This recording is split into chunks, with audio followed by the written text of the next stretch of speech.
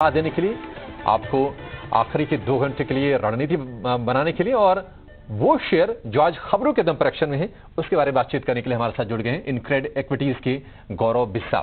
गौरव जी, बहुत शुक्रिया, आपका समय देने के लिए स्वागत है आपके टीवी स्वदेश पर। गौरव, हम देख रहे हैं कि 18,000 कहीं न कहीं आज नजर उस पर है, लेकिन आज वो रेजिस्टेंस के तौर पर काम कर रहा है। सुबह के सत्र से कोशिश हो रही है, लेकिन उस स्तर के पास टिका हुआ है इंडेक्स, लेकिन उसके पार नहीं जा पा रहा है। आप ये बताइए कि क्या आपको लगता है कि कुछ डेटा का ऐसा फॉर्मेशन हो रहा है जो ऐसे संकेत दे रहे हैं कि आखिरी के 2 घंटे में वो लेवल पार होगा? Good afternoon. देखिए, जो हमने गैप अप ओपनिंग की थी आज, उसके बाद में और एक बड़ी सबसिडी हमको देखने मिली। उसके बाद में अगर आप देखेंगे तो सुबह से ही एक 20, 30, 40 पॉइंट के एक टाइट रेंज में जो है निफ्टी ट्रेड कर रहा है। और जब आपके जो मूवमेंट है, जो आपका एक्शन है, वो जब आपका इतने सीमित दायरे में हो जाता है तो ऑप्शन राइटर्स जो है वो थोड़ा कंट्रोल में आते हैं। तो अगर आप देखेंगे तो अच्छा खासा ओवर एडिशन हमको देखने मिला है 18,000 के कॉल में। मेरे हिसाब से ये है कि जब तक एक बार अटेम्प्ट हो सकता है, लेकिन क्या वहाँ पर सस्टेन होगा वो इतना ईजी नहीं होगा, ये मेरा अनुमान है। क्योंकि जो सबसे ऑप्शन के आंकड़े भी हैं और थोड़े डायवर्जेंसेस हमको देखने मिल रहे हैं 15 मिनट 30 मिनट के चार्ट्स के अंदर, तो यहाँ पे लग नहीं रहा कि एकदम स्मूथ राइड एक सॉर्ट ऑफ कहा जाए वो देखने मिलेगी। प्रोबेबली अगर 18,000 सस्टेन नहीं हुआ तो एक रेंज बाउंड 30 पॉइंट या 40 पॉइंट यहाँ से गिरा, फिर 20-30 पॉइंट बढ़ा, वो एक दायरा सीमित दायरे में कंटिन्यू कर सकता है। बट 18,000 सस्टेनेबल बेस पे ट्रेड करना थोड़ा डिफिकल्ट लग रहा है। ठीक है, निफ्टी को लेकर ये व्यू। लेकिन गौरव, आपको ऐसा लग रहा है क्या कि निफ्टी बैंक देखिए धीरे धीरे करके थोड़ा सा ऊपर आया है और जो दिग्गज जो बैंकिंग स्टॉक्स है उनसे सपोर्ट अब मिलता हुआ दिख रहा है? निफ्टी बैंक इस वक्त फ्रेश शॉर्ट के लिए बेटर पोजीशन है, फ्रेश लॉन्ग के लिए, माफ कीजिएगा? देखिए, इसका भी अगर आप देखें तो निफ्टी के चार्ट्स तो फिलहाल इससे बेटर है। अगर इंट्राडे के चार्ट्स पे दिखते हैं तो अगर आप यहाँ पे 15 मिनट के चार्ट देखें या चाहे आवली चार्ट देखिए या आधे घंटे चार्ट देखिए, अगर आप ओवरऑल देखेंगे तो 24-25 तारीख से और आज का जो ट्रेड है ये पूरा जो है कि रेंज बाउंड ही रहा है मूवमेंट, कुछ एक्शन फिलहाल देखने मिला नहीं है। तो जब रेंज बाउंड है तो कहना काफ़ी डिफिकल्ट हो जाता है। निफ्टी में तो फिर भी है कि अगर 18,000 सस्टेन होगा तो ब्रेकआउट आपको देखने मिल जाएगा। यहाँ पे वो फिलहाल स्थिति नहीं होगी। बैंक निफ्टी के जो ब्रेकआउट के लेवल्स है वो 41,620 के हैं। इसके ऊपर अगर आता है तो मैं समझता हूँ एक ब्रेकआउट आपको देखने मिल सकता है। अदरवाइज मोर और लेस ये भी रेंज में ही रहेगा। ठीक है, तो निफ्टी बैंक पर ये भी थोड़ी देर में हम गौरव से जानेंगे कि 2 घंटे के आज 2 दमदार ट्रेड्स कौन से हैं और वो कौन से शेयर हैं जहां पर आपको अभी के अभी ट्रेड करना है और वहां पर गौरव का कन्विक्शन है। लेकिन उसके पहले कुछ ऐसे शेयरों पर बातचीत करेंगे जहां पर आज खबरों के दम पर हम एक्शन देख रहे हैं और शुरुआत करेंगे रामकृष्ण फोर्जिंग के शेयर से।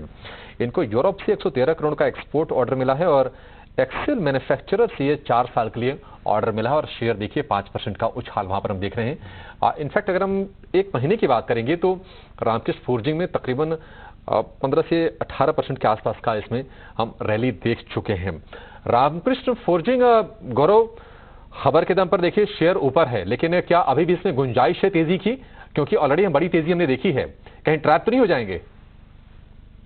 जी बिल्कुल, यहाँ पे अगर आप देखेंगे तो 2022 के शुरुआत से एक रेंज में था ये, और 214-215 का लेवल है, उसके ऊपर ब्रेकआउट हमको देखने मिला और वहाँ से स्टॉक जो है वो बढ़ के एक बार 235-40 के लेवल टच कर गया था। यहाँ से तेज़ी हो सकती है कि ये जो 233-40 चल रहा है ये एक बार 248-250 के लेवल एक बार दिखा दे। बट रिस्क रिवॉर्ड जो है वो फेवरेबल नहीं रहेगा, क्योंकि यहाँ पे जो सपोर्ट्स है वो कम से कम 213-214 जो उसके प्रीवियस ब्रेकआउट थे वहाँ पे होंगे। तो रिस्क उतना फेवरेबल बैठ नहीं रहे, तो उस हिसाब से मैं कहूँगा कि किसी पास है तो आप राइड करते रहिए। फ्रेश एंट्री में यहाँ पे मुनासिब नहीं समझते। ठीक है, रामकृष्ण फोर्जिंग में फ्रेश खरीदारी करने की सलाह नहीं, लेकिन परसिस्टेंट सिस्टम, वैसे तो ये पूरा का पूरा जो अक्टूबर का महीना बीता है कंपनी के लिए अच्छा बीता है और हमने देखा है कि 13 से 15% के आसपास तक की तेजी इस शेयर में आई है। लेकिन इस साल में ये कंपनी के लिए कुछ अच्छा घटित नहीं हुआ है। लेकिन अच्छी खबर आज आई है कि गूगल क्लाउड के साथ साइबर रिकवरी सॉल्यूशन लॉन्च किया है और उसके चलते हम शेयर में देख रहे हैं कि आज थोड़ी सी तेजी बनी है। परसिस्टेंट, इस पर दांव लगाएंगे? देखिए, इसका स्ट्रक्चर अच्छा है, बट ये जो है पोजीशन प्ले अगर करता है तो उसके लिए अच्छा है। 1-2 दिन के लिए अगर किसी को ट्रेड करना हो तो मैं यहाँ पे नहीं करूँगा। फिर भी कोई डिक्लाइन अगर देखने मिलती है 3550 3570 के लिए, तो मैं स्टॉप लॉस लगा के थोड़ा 100-150 पॉइंट में स्टॉप लॉस लगा के पोजीशन प्ले करूँगा। 1-1.5 महीने कम से कम नज़रिया हो, उसके लिए अच्छा है। अदरवाइज़ काफ़ी एक अच्छी अपसाइड अगर आप देखेंगे निचले स्तरों से काफ़ी अच्छी अपसाइड हमको देखने मिल चुकी है। जो यहाँ पे सपोर्ट्स थे, जो हमने अपने क्लाइंट्स को भी सलाह दी, 3150 के थे, वहाँ से अब 3700 के करीब आ चुका है। तो ये काफ़ी अच्छा एक मोमेंटम ऑलरेडी देखने मिल चुका है, तो रिस्क उतना फेवरेबल नहीं है। ठीक है, परसिस्टेंस को लेकर ये व्यू, लेकिन अभी-अभी आपकी स्क्रीन पर नतीजे आ गए हैं जीएचसीएल की, यानी कि गुजरात हेवी केमिकल्स लिमिटेड। और नतीजे आने के बाद शेयर में देखिए अचानक से एक तेज हमने उछाल देखा है और अब ये दिन की ऊपरी स्तरों के आसपास कर रहा है ट्रेड। आज जो है 803 करोड़ रुपए से बढ़कर 1381 करोड़ रुपए पहुंच गई है। बहुत ही शानदार इसमें हमने उछाल देखा है। अगर हम साल दर साल अगर हम आंकड़ों को कंपेयर करें, यानी कि आप Q2 में पिछले साल जो आंकड़े थे उससे कंपेयर करने पे आप देखिए काफी आपको अच्छा खासा जंप दिखेगा। मुनाफा जो है ऑलमोस्ट 4 गुना हो गया, 90 करोड़ से बढ़ के 300 करोड़ रुपए के आसपास का, तो 3 गुना मुनाफा हो गया है। 300 करोड़ का आंकड़ा है, 92 करोड़ से बढ़कर। एबिडा के फ्रंट पर भी अच्छा परफॉर्मेंस रहा है कंपनी का। तो ओवरऑल नतीजे ठीक ठाक दिख रहे हैं जीएचसीएल के। गौरव, आपसे इस पर जरूर राय चाहेंगे, क्योंकि बहुत सारे ऐसे हमारे दर्शक होंगे जिनके पास इस कंपनी के शेयर होंगे और आज उनकी इन नतीजों पर नजर भी रही होगी। हमने देखा है कि ये महीना काफी थोड़ा सा उथल पुथल भरा रहा है और पूरा साल इनफैक्ट एक रेंज में ही ट्रेड किया है शेयर ने। आपको क्या लगता है, यहां से कुछ रफ्तार की उम्मीद करनी चाहिए? देखिए, सपोर्ट्स पे आ रहा है। अगर आप इसके डेली चार्ट अगर देखेंगे तो रिटर्न एक्सपोनेंशियल मूविंग एवरेज के सपोर्ट्स पे आ रहा है, तो वो लिहाज से लग रहा है कि एक बाउंस आपको देखने मिल सकती है। तो मैं कहूँगा कि अगेन 1-2 दिन का अगर व्यू है तो यहाँ पे फ्रेश एंट्री नहीं करनी चाहिए।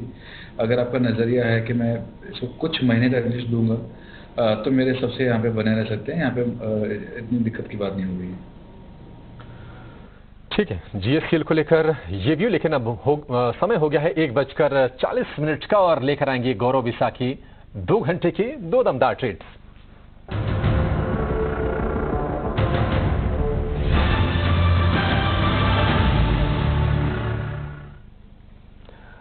गौरव बताइए, कहां पर है आपका कन्विक्शन, क्या ट्रेड कराएंगे?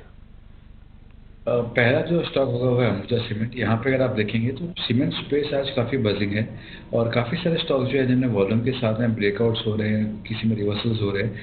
अंबुजा सीमेंट में अगर आप देखेंगे तो ओवरऑल पिछला महीना काफ़ी अच्छा था, तगड़ा था, काफ़ी ब्रेकआउट देखने मिला। उसके बाद से जो सेकंड हाफ ऑफ मंथ था वो एक रेंज बाउंड रहा है। अब वो रेंज के बाहर आता हुआ स्टॉक दिख रहा है, वॉल्यूम पार्टिसिपेशन फिर बढ़ते जा रहा है। नीचे को सेटअप भी काफ़ी इसका इंटरेस्टिंग हो रहा है इंटरडे चार्ट्स पे। तो यहाँ पे 550 के लिए बाय कर सकते हैं, 524 का इसमें स्टॉप लॉस होगा। दूसरा है इंडस टावर, जहाँ पे वीकनेस लग रही है। ऊपरी लेवल्स पे 200 के ऊपर जाके एक बार फॉल्स ब्रेकआउट देके स्टॉक नीचे आ रहा है। Previous swing low intraday charts पे पार कर रहे हैं। तो यहाँ पे 189 का इसमें आपका स्टॉप लॉस होगा। 180 के लेवल के इसको शॉर्ट कर सकते हैं। ठीक है, तो एक बाय एक्सेल अंबुजा सीमेंट दिन की ऊपरी स्तरों के आसपास ये ट्रेड कर रहा है। 3% के आसपास की मजबूती अभी है इसमें। देखिए, जो सबसे एक्शन है मुझे लगता है आज भी पॉसिबल है ये, क्योंकि एक कंसोलिडेशन जो बाहर निकले और काफ़ी फास्ट मूवर है, तो एक अटेम्प्ट जो है वो आज के लिए भी हो सकता है। ठीक है, तो रिस्क रिवॉर्ड जो रेशियो है बहुत ही आकर्षक है। 524 का आपको स्टॉप लॉस लगाना है, 10 रुपए नीचे का, और टारगेट होगा इसमें 550 रुपए का।